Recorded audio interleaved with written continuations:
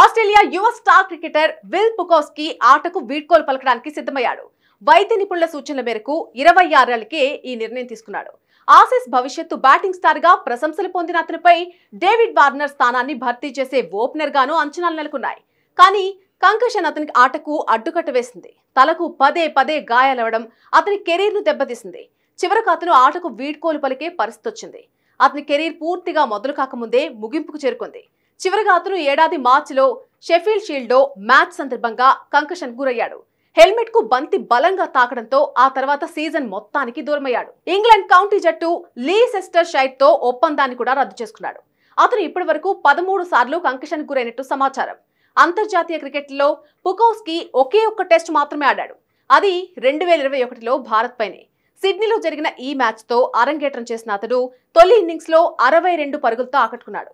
కానీ అదే మ్యాచ్ లో భుజం గాయంతో ఆ తర్వాత 6 నెలలు ఆటకు దూరమయ్యాడు. ఇతర గాయాలు కంకషన్తోనే కాకుండా మానసిక సమస్యలతో ఆటకు విల్ కొంతకాలం దూరం అయిపోయాడు. అయితే విల్ తన ఆటతో అందరి దృష్టి ఆకర్షించాడు. ద్విశతకాలు బాది భవిష్యత్తు స్టార్ గా గుర్తింపు పొందాడు. 21 ఏళ్లలోపే డబుల్ సెంచరీ బాదిన 8వ ఆస్ట్రేలియన్ గా Don Bradman, Ian Chappell, Ricky Ponting వంటి దిగ్గజాల సరసన నిలిచాడు. పరుగుల వరద పారిస్తూ తిరిగి టీమిండియా సిరీస్ కు ఎంపికయ్యాడు. కానీ ఆస్ట్రేలియా తరపున ఆడుతూ కంకషన్ గురయ్యాడు. అయితే విల్ తన కెరీర్ లో మొత్తం 36 ఫస్ట్ క్లాస్ మ్యాచ్లు, 14 లిస్ట్ ఏ మ్యాచ్లు ఆడాడు.